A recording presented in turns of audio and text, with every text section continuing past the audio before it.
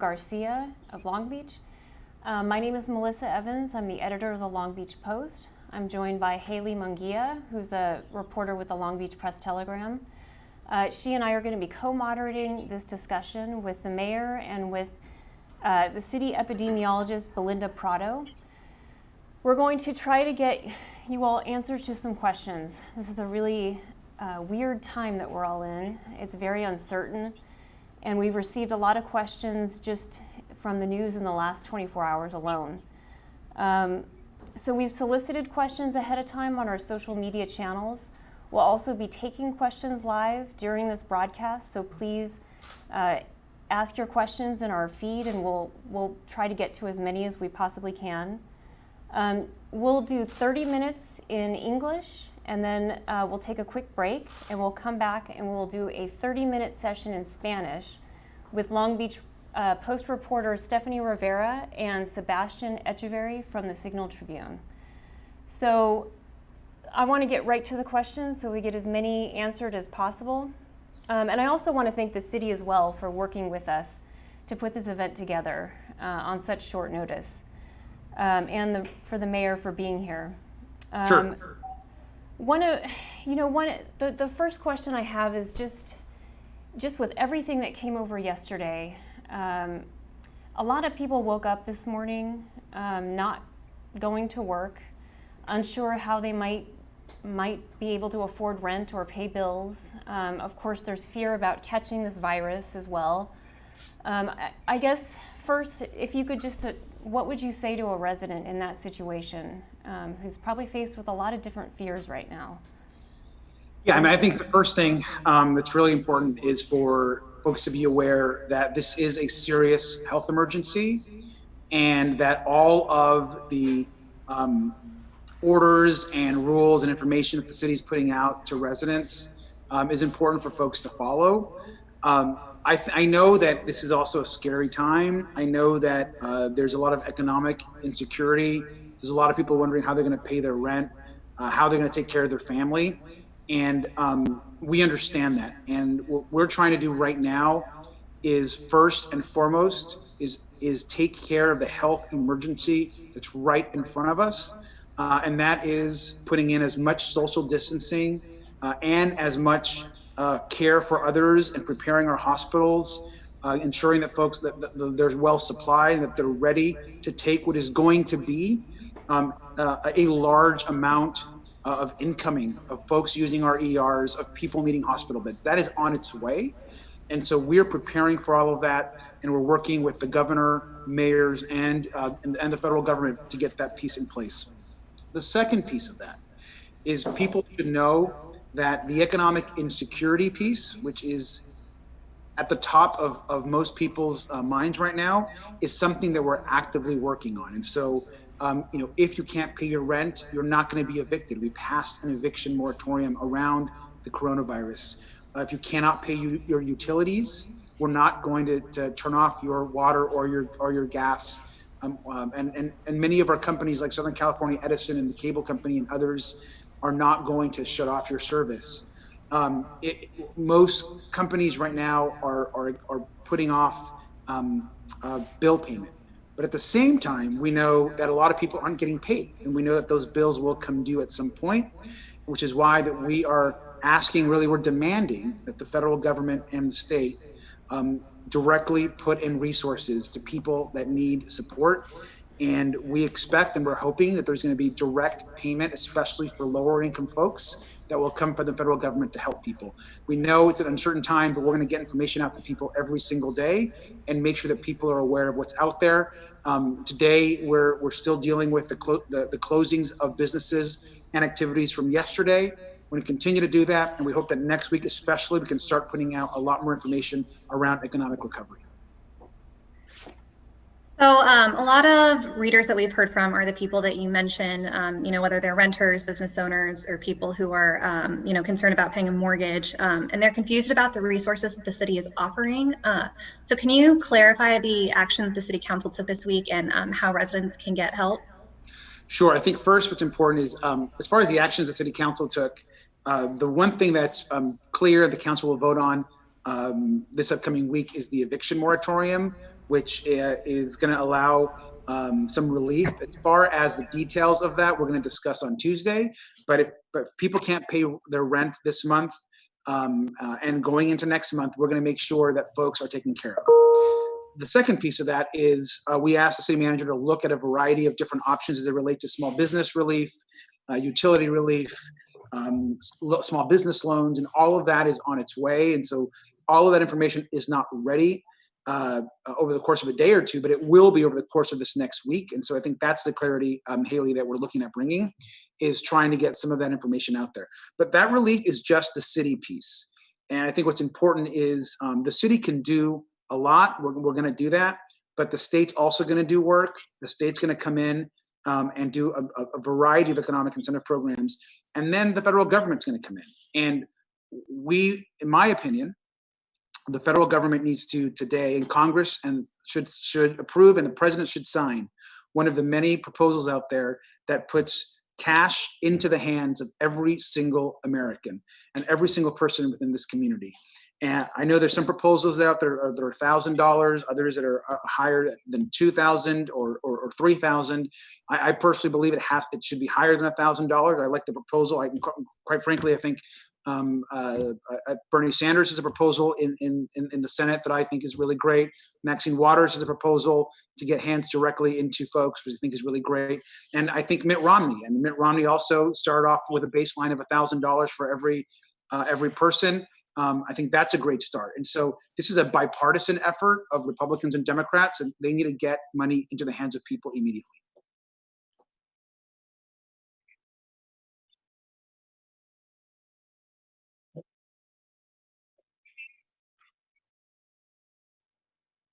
So, the thing about giving a certain date is that it's moving. Yeah, it's always, these dates are moving. So what I can say is the utility shutoff issue, right now, if folks can't pay during this emergency, we're not going to shut off your gas or your water. And so we know that we have set in place about a month as it relates to utilities, but we know that if this goes beyond a month, we're going to revisit that. The same thing for evictions. We know that 1 month or 2 months may not be enough for folks to get the relief that they need or want. And so we're looking at those dates. I want to say that this is not going to be over in a month or 2 months or 3 months. I don't believe that. I don't think the experts believe that. And I think that us in Long Beach need to be prepared to hunker down, to take care of each other, and to pass and increase the social safety net that people need to survive. That's what we're committed to, and we're going to work on that. We've received a lot of questions about parking. I know there was a grace period instituted for this week. Is there a timeline? I know the city was going to release a more thorough plan going forward relating to parking tickets, street sweeping tickets. Can you elaborate on that? So we're going to be putting out more information as it relates to parking, I think later, if not tonight, it'll be this weekend. I can say, it's not finalized yet, but I can say that we are likely to extend the street sweeping citation moratorium just a bit longer, likely for another week. But while folks get used to the new parking plan that we're going to announce again later tonight or tomorrow, what we're essentially going to do is we're going to open up a bunch of lots, city lots that we have that can take parking, and allow folks to park in those at no cost for now, at least during this emergency. But we need to have time to get people that information and share which lots those are. And so we have a team working on just this parking question. So the idea would be is that, later tonight, this weekend, we put out information to residents saying that we will allow people to park in these lots and for an extended period of time while we have to do the essential services of street sweeping. Let me talk to you guys about street sweeping. A lot of folks say, well, we shouldn't have any street sweeping during this whole crisis. I would love that to be the case. It's just not possible for health and safety reasons. Street sweeping is essential in health and safety as it relates to clearing debris and clearing trash from not just the street, but from the gutters. We do not want to be in a situation where we're not only in a health crisis, but a storm comes and our gutters and our streets are full of trash and debris that then causes flooding.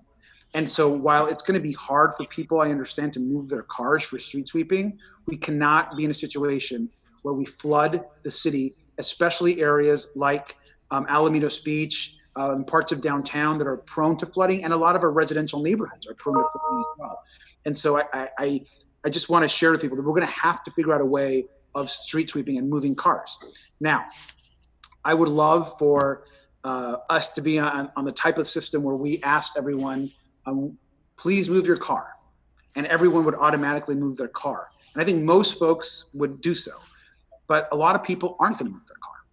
And so we're trying to figure out what's the balance.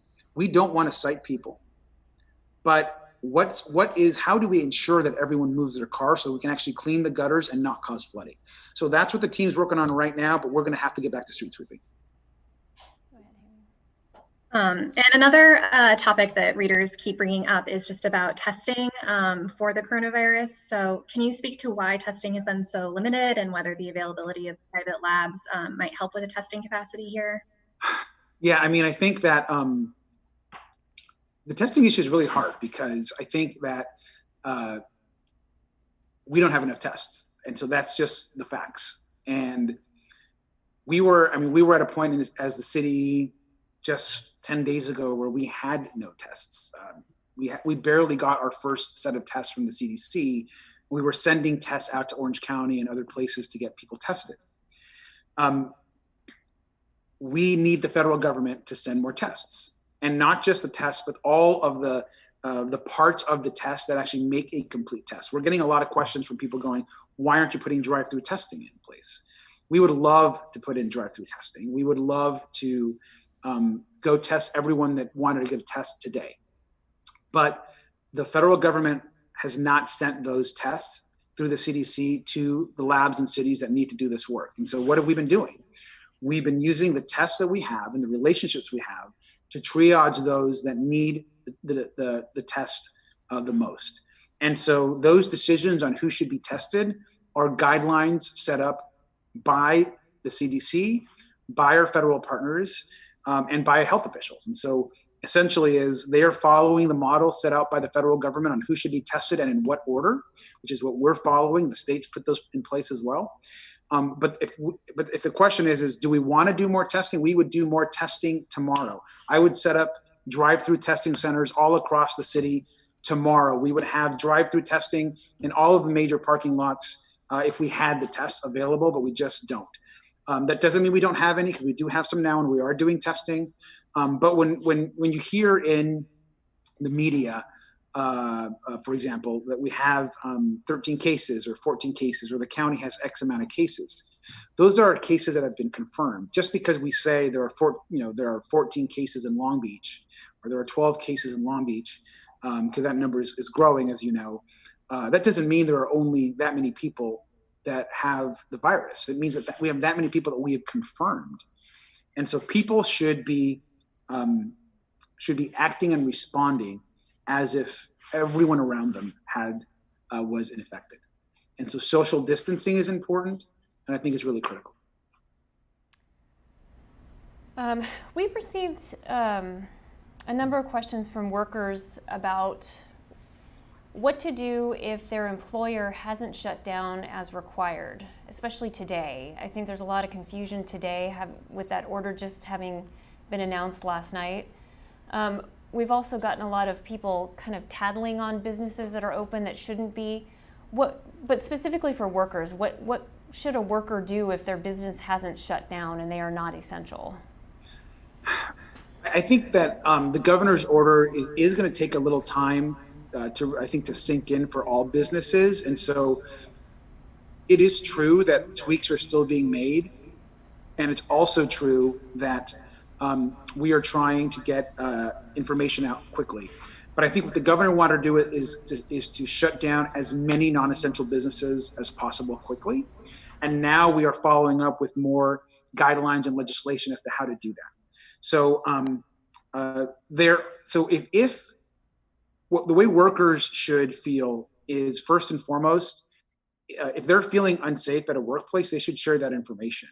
And they should know that the governor and the city, and as mayor and with our health order in the county of Los Angeles, we've put out information as to what is essential and what is not essential. We're actually going to put out more clarifying language later today to clarify some additional types of businesses, because we know that there's a need for that. So that is coming later today.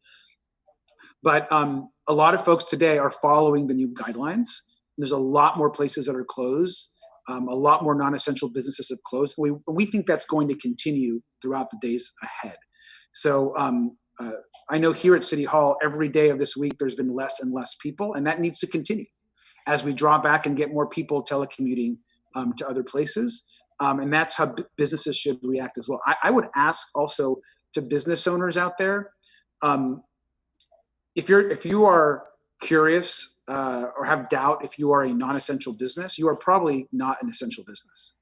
And so essential businesses it's pretty clear. We're talking about medical, we're talking about health, we're talking about food and safety.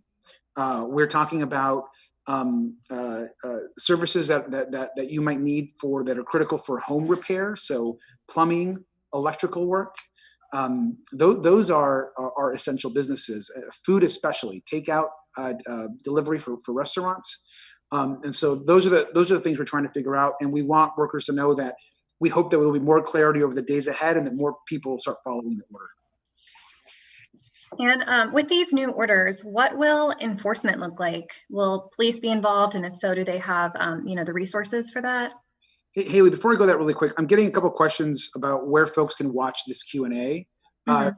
Where should folks go right now? I think there's some folks that were texting to the city. Is this on social media, or can they go to? It should be broadcast live on the city channels, I believe. I hope we sent. Okay. So go to the Long Beach Post Facebook page, Twitter, YouTube, or Instagram, and okay. Oh, not Instagram. Sorry. But LB Post Facebook. Yeah. And maybe the cities as well. Okay, and the cities as well. Okay, I'll just tell them so that they know. Okay, great. I'm sorry, Haley, go ahead. Yeah, so in terms of these new orders that came down yesterday, what will enforcement look like, and will police be involved at all in that? So listen, first, the best enforcement is neighbor to neighbor and us as a community. We all have to start patrolling each other and ourselves as a community. I'm already seeing that happen. I'm seeing some very active residents approaching businesses and sharing with folks what they should and shouldn't be doing. We don't have the capacity to go out and patrol everybody and everything right now. I think people have to realize that not only are we trying to deal with the crisis at hand, we're trying to still run every function of the city that people expect. If you call 911 because someone in your family had an accident, we got to go out and respond to that. If someone is committing a crime, we still got to go respond to that crime, regardless of this issue. So we need our police officers doing that work. And if we need to, we will do some enforcement work as well. But we need people to self-enforce, and we need people to follow the rules and follow public officials in this case, because we don't have the resources to go and shut every business down that's causing issues. We will if we need to, but we think most people are good people. Most people are going to follow the law, and these are laws now. And we expect folks to go out and do the right thing. All right, can you hear me? Yeah. Okay. Yes. Can you talk about the situation at local hospitals? Because I know that one of the fears with all these precautionary measures is that to prevent hospitals from being overwhelmed. How are our hospitals doing? Are they at capacity, near capacity? I know community hospital is going to be coming online tomorrow. Can you just speak to that part of it? Yeah, I mean, I think that I've been in touch, obviously, with all of our hospital leadership. And so I've been talking to John Bishop at Memorial and, Carolyn, who runs St. Mary's, and of course, John Molina, who's reopening community hospital. And so I think we're all working together and talking about the needs.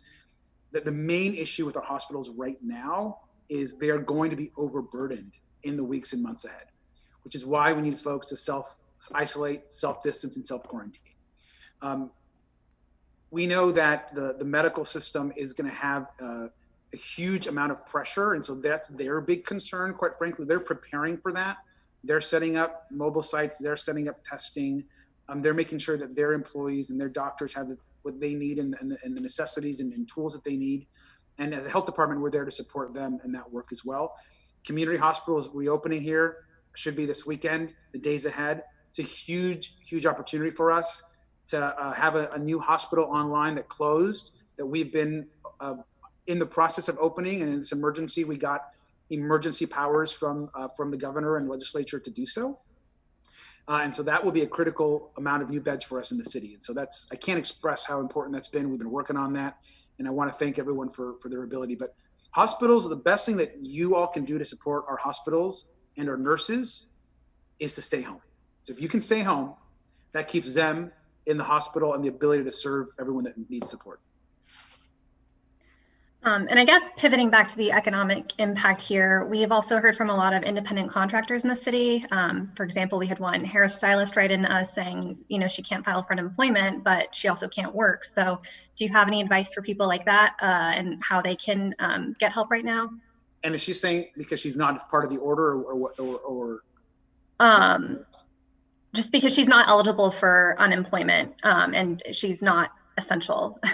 Well, okay, right. And so, I think a lot of those details around unemployment are being looked at by the state right now. And so they're trying to figure all of that out. What I will say is that folks should know that the state is daily assessing all of this and going to try to put out more guidelines around unemployment and around support. And at the same time, we're expecting hopefully these direct payments to come from the federal government that will help a lot of people out that really need support. So I would just say that help is on the way, and the more that we can all help each other and our families and our neighbors, the better at this time. A common question that we've been getting since the city started releasing numbers on patients who have been testing positive, and I think we'll have more of that going forward. Why can't the city release more information about the people who do test positive, like where they've been, who they've interacted with, that sort of thing? So we're actually following pretty strict health laws and guidelines as they relate to when we can release information and what information is released. So we're not making those judgments on our own. They're made by medical professionals following a strict set of guidelines. And there's a lot of reasoning for it. A lot of it's is health law that's in place. But please know that every person that is diagnosed and comes back positive, we're conducting dozens, in some cases over 100 interviews and interactions and communications from just one case to ensure that that person has contacted and we've been in touch with all of the places that person has been or in contact with. So it really depends. It may be that in some cases a person just came off the airplane and maybe they came into LAX or a cruise ship and then went straight home and got sick. We would make sure that all the places where that person went and who they were in contact with were in the loop. In other cases, let's say we just had a Long Beach Unified School have someone that could have exposed folks in the school. The health department contacted the parents and the school district and everyone from that school to let them know of the risk. And so the approach really depends on the situation.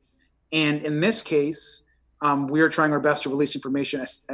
One thing that's been important for me is to put out all the information that we can publicly as soon as we got it. So when I get information that I know is available for release to the public, I'm putting it out and the city's putting it out. We're not keeping information from folks. The more people know, the better. In fact, I mean, believe it or not, I get emails and messages from people saying, stop sending me so much information, which is, I apologize and say I'm going to continue to do so, but some people think we're sending people too much information. I've had, in fact, folks say that all the information we're putting out is causing them more anxiety or causing them to panic more. And I understand that, and that's not our intent. but I think it's my job to ensure that that the public knows as much information as possible, and that everything that I know that is important information needs to be shared with the public. And that's what I'm trying to do. So real quick before Haley asks a question, would you guys mind if we go a few minutes over? We're getting flooded with questions here. I've gotten about 10 in the last 2 minutes. I don't know if, is that okay? Yeah, I can go over, and maybe I'll be shorter in my answers because I'm okay. I'm a little bit So go ahead, Haley. Okay, yeah, we've also gotten a few questions from people about those who are experiencing homelessness and what an outbreak would mean for that community and for the city. So I guess, can you just talk a little bit about how the city has been preparing for that scenario and what they would do if there were an outbreak among the homeless community? Yeah, the homeless community is one of our most vulnerable populations. Haley, as you know, we're doing a bunch of things. So one is we're putting in social distancing in our shelters. We're passing out sanitation kits for our outreach workers. We're putting in wash stations and hand sanitation and hand washing stations in critical locations across the city. And we're actually going to be opening up more shelters. And so we're putting in some emergency shelters, which we'll be announcing in the next couple of days. We have one location secured. We're about to secure a second location. We're going to need more shelter and hospital and beds. If we thought the homeless challenge was our top crisis, I've been saying homelessness is our top crisis before this. It's going to become an even bigger issue. And so all of that is happening and it's continuing, and there'll be a lot more on this issue. But we got to show compassion, and we got to ensure that people that are homeless, that are vulnerable to this, get care as well. All right, I'm going to ask one of the questions that we've received from our social media audience. So what specifically is considered a personal grooming service? That was among those essential businesses. What does that mean? So that's actually about that one line is actually about, that's one thing that's going to be clarified later today. But it is highly likely, because that's something that we've been working with the governor's office, that we are, and I don't, again, and this is not official yet, but we're hearing from health officials here in Long Beach and LA County, Los Angeles, and the state that salons, nail salons, barbershops, that those types of services are going to be considered non-essential over the course of these next 30 days. Now, it's not official till it's in an order, but I would encourage, social distancing is hard when you are cutting someone's hair and so, or doing someone's nails. And so it is highly likely that those types of businesses are going to be added to the non-essential list from LA County and officials, and that Long Beach will do the same. Again, it is not official till it's official. So I just want to say that, but that's likely where we're headed later today. And another question that we just received is about mental health services during this time. You know, while people are social distancing, you know, a lot of people are feeling isolated. So do you have any advice in that regard for residents? Yeah, I want to just first say that I think mental health is so important right now. I think many of us are still in shock over what's happening. I think that there's a lot of therapists across the city are still talking to their patients over the phone, over Facebook, over all types of sharing platforms like this one and others. Some are using social distancing, and there's hotlines available. Also, there's national hotlines that I encourage people to reach out to. Mental health is so important for those, especially. We have a lot of folks in our city that already suffer from mental illness, from depression, from anxiety, from in some cases, folks that consider taking their lives, and that are suffering. That is a huge challenge for us, and we want to make sure that folks get the help they need. Please reach out. Please call a health provider. Talk to a friend. Talk to a neighbor. Call one of the hotlines. But we want to make sure people get help. All right. I'll ask another one that's come into us. What is being done to protect inmates in Long Beach City Jail where social distancing is impossible? Will Long Beach release inmates to protect their health? That's something that I know that we're actually in discussions about, as far as what we're doing, not just in our Long Beach City Jail, but what's happening at LA County. and what's happening in other jails and prisons across the state. So I can share that it's a very active conversation that's happening right now. There hasn't been any declarations made, but I would expect that we're going to hear more from the governor and county officials and our own police department here very shortly. And we've also heard some concerns about the elderly and people living in assisted living facilities. And so can you speak to whether there are more regulations around those types of facilities or what the city is doing there? I mean, right now, I think we're that's considered a place that folks shouldn't go. So most of those are on lockdown, I believe. And I don't know if someone from the health department has any more information on that, but isn't that the case? I think you're on mute. Annabelle, yeah. Hi, can you hear me now? Yeah. Can you hear me? Yeah. We can hear you. Yes, that is correct. We are not allowing any visitors into any type of senior assisted living homes. And that is currently the law. And all of our facilities, we've been contacting them and they are aware and following those practices.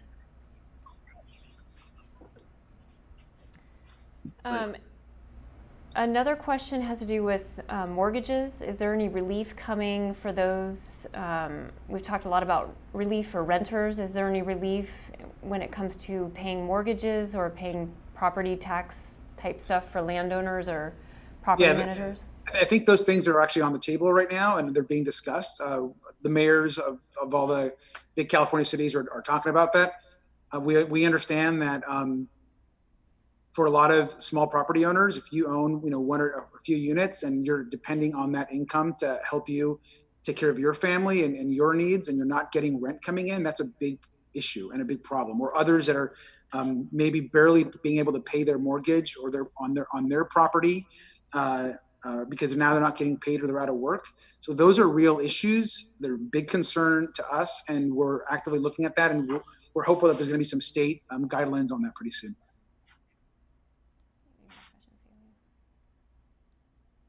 I think that covers it on our end. Okay. We've gotten a lot of questions here, but I think a lot of them are a little repetitive. A lot of questions having to do with the City Council's action earlier this week about the moratorium. So I think we'll try to maybe answer some of these in a Q&A on the Post website, or we can work with the city on that. So we'll end there. We've gone about 35 minutes. I just want to thank the city again and the mayor for participating. I know hopefully we'll be in ongoing communication, be able to do this again in some form. I think I can speak for all of us when I say we're all feeling this, how weird this is right now, and we'll keep doing our part to provide information. And thank the Press Telegram and Signal Tribune and all of our media partners too for helping us, and we're working together. So thank you for watching. Let me just say how invaluable the media is right now. And I want to, and Melissa and I know Haley, you guys are working really hard at the Post and at the Press Telegram. But I would also ask any of the public that are watching that we cannot afford to lose or not support our media publications right now. And it's not just these two publications that are doing work, but we are in danger, not just in Long Beach, but across the country, of losing small publications because all the revenue and the ad revenue from restaurants and hotels is not coming in. And so if you're able to support and subscribe to the Press Telegram, to the Long Beach Post, support the Gazette, support these publications that need our support. Trust me, they did not ask me to say this. I'm saying this on my own. We need these publications to put information out, and they're also right now in danger of not being able to continue. So please support them. Thank you. Thank you. Thank you all. Thank you. Bye, thank you.